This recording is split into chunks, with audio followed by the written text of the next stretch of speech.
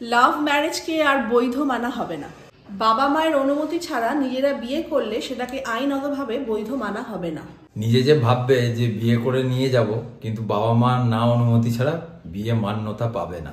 এরপর থেকে নিজের ইচ্ছা মতন বিয়ে করতে পারবে না।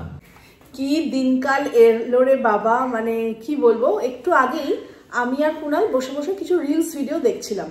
হঠাৎ করে একটা রিলসের উপর গিয়ে চোখটা আটকে গেল। মানে দেশের আইন ব্যবস্থা কিসের জন্য? সাধারণ মানুষের জন্য।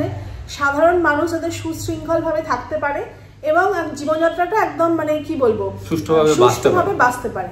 কিন্তু দেশের আইনই যদি এইরকম হয়, সাধারণ মানুষের উপর রোক ঠোক চাপিয়ে দেওয়া হয়, তাহলে সাধারণ মানুষ যাবে কোথায়? সকালবেলা খবরটা শোনার পর থেকেই মাথাটা পুরো গুলিয়ে গেল। তো এটা নিয়ে ডিসকাস করব কিনা সেটা নিয়েও চিন্তা করছিলাম। কুণাল বলে এটা কি আমাদের বলা উচিত? হ্যাঁ, একদমই বলা উচিত। কেননা স্বাধীন দেশে স্বাধীন নাগরিক হিসেবে স্বাধীন মতামত পেশ করার অধিকার আমাদের সকলেরই আছে। 18 বছর পর থেকে সেটা একদমই বৈধ মানা হয়। আর আমি তো এটা বলবোই, কেননা এটার আমার মনে হলো খুবই অযৌক্তিক ব্যাপার। আর আমাদের কাছে যখন একটা এত সুন্দর একটা প্ল্যাটফর্ম আছে তোমাদের কাছে আমাদের কথা পৌঁছে দেওয়ার, আমার মনে হয় অনেকে আমাদের সাথে একমত নাও হতে পারে, আবার 90% লোক আমাদের সঙ্গে একমত হবে। এবার বলি খবরটা কি বা কি হতে চলেছে আর আমরা কি বিষয়ের উপর কথা বলছি। পৃথিবীর বোধহয় 90% লোক, আমার মনে হয় সমীক্ষা যা বলছে 90% লোক লাভ ম্যারেজ করে। মানে যাকে নিয়ে সারাটা জীবন আমি কাটাবো সেই মানুষটাকে পছন্দ করার অধিকার আমাদের আছে এবং সেটাই হয়ে এসছে। ইভেন আমাদের দুজনেরও লাভ ম্যারেজ, তোমরা জানো আমরা একে অপরকে পছন্দ করে নিয়েছি, কিছু বছর কোর্টশিপ হয়েছে, আমরা একে অপরকে চিনেছি, বুঝেছি, জেনেছি এবং তারপরে ঠিক করেছি যে আমরা একসাথে সংসার করব, বিয়ে করব, একসঙ্গে সারা জীবন কাটানোর পরিকল্পনা নিয়েছি। তো প্রত্যেকটা মানুষেরই আমার মনে হয় সেই অধিকারটা আছে, কেননা আমার জীবনটা আমি কাটাবো। আমাদের বাবা মা তো আমাদের জীবনের সব থেকে বড় একটা অংশ, তাদের মতামতের গুরুত্ব আমাদের কাছে বিশাল বড় একটা ভূমিকা পালন করে। কিন্তু তবুও আমার বাবা মা একটা বয়সের পর থেকে আমার জীবনে আর থাকবে না, কিন্তু যাকে আমার জীবন সঙ্গী বা জীবন সঙ্গিনী করে আমরা বেছে নিই, যার সঙ্গে জীবন কাটানোর জন্য, সাধারণত ভাবে যদি কোনো গন্ডগোল হয় সেখানে আলাদা বিবাহ বিচ্ছেদ হয়, কিন্তু সাধারণত ভাবে আমরা কিন্তু নিজেরাই চুজ করে নেওয়াটা ভালো, কারণ আমরা আমাদের জীবনটা কাটাবো। সেখানে বাবা মায়ের একটা কি বলবো মানে ভালো লাগা বা একটা মতামতের দাম তো আছেই, কিন্তু তা বলে এটা হতে পারে না যে বাবা মায়ের মানে বেছে দেওয়া পাত্র বা পাত্রীকেই আমাদেরকে বিয়ে করতে হবে বা তাকে নিয়ে সারা জীবন কাটাতে হবে। শুনলাম যে ভারত সরকার থেকে নাকি এমন একটা আইন আসতে চলেছে যেখানে লাভ ম্যারেজটাকে আর বৈধ মানা হবে না, প্লাস অ্যারেঞ্জ ম্যারেজটাকে যতক্ষণ না বাবা মা তোমার মতামত দিচ্ছে বা বাবা মায়ের পছন্দ করা পাত্র বা পাত্রীকে যতক্ষণ না আমরা বিয়ে করছি, ততক্ষণ সেই বিয়েটাকে আইনগতভাবে স্বীকৃতি দেওয়া হবে না। ইভেন যদি সেই বিয়ে হয়ও, তারপরেও সেই ব্যক্তি বা সেই মানে দুই কাপলের উপরে কি হবে না আইনি ব্যবস্থা নেওয়া হবে এবং অন্য কিছু মানে তার মানে শাস্তিও হতে পারে, এরকম হতে পারে। তো মোদ্দা কথা হচ্ছে অ্যারেঞ্জ ম্যারেজই হোক বা লাভ ম্যারেজই হোক, বাবা মায়ের পছন্দ করা পাত্র বা পাত্রী মানে সম্মতি, দুই বাড়িরই সম্মতি চাই। সম্মতি ছাড়া কিন্তু কেউ বিয়ে করতে পারবে না, বিয়ে করলেও সেটা বৈধ হবে না। একটা কথা বলছি, বাবা মা আমাদের ভালোই চান, সবসময় চান ভালো, কিন্তু বাবা মারা তো আর ভগবান নয়।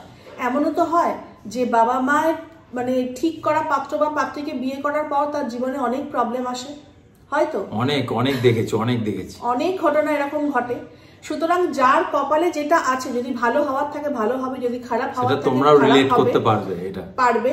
হ্যাঁ, কিন্তু তা বলে এই নয় যে আমরা বাবা মায়ের অনুমতি ছাড়া বিয়ে করাটাকে বৈধ মানা হবে না। এটা একদমই অ্যাবসার্ড একটা ডিসিশন আমার মনে হয়েছে। আর আমাদের মনে হয় এই আইনি ব্যবস্থা পাকাপাকি ভাবে আসার আগে আমাদের সকলেরই এটার বিরুদ্ধে প্রতিবাদ করা উচিত। একদম কি নিশ্চয়ই অনেক ক্ষেত্রে দেখবে আবার বাবা মা কাস্ট বলো, তারপরে হয়তো রিলিজিয়ান বলো, তারপরে হয়তো বাঙাল ঘটি বলো, এই ব্যাপারগুলো আছে।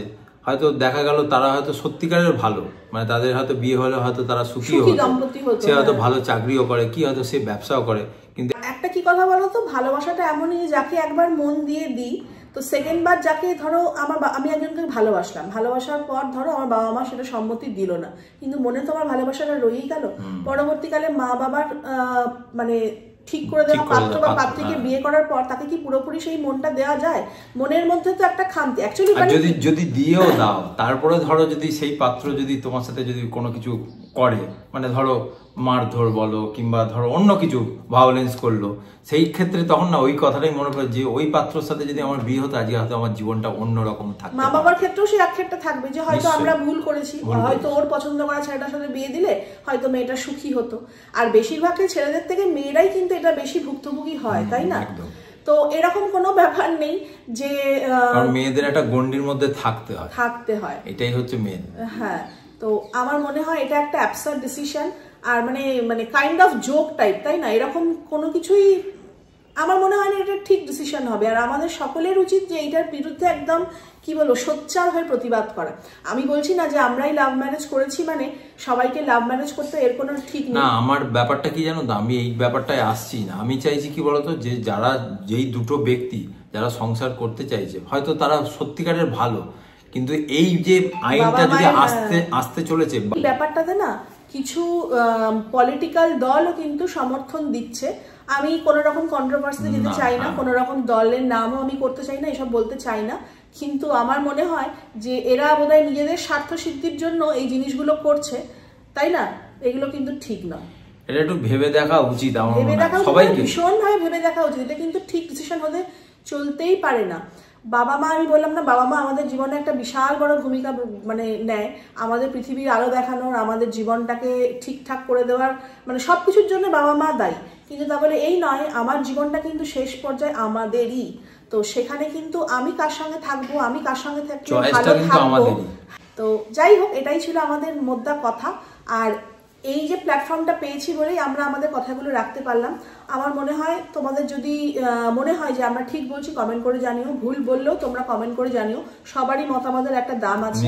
আর আজকের ভিডিওটা ভালো লাগলে অবশ্যই লাইক, শেয়ার, কমেন্ট আর সাবস্ক্রাইব করতে ভুলো না।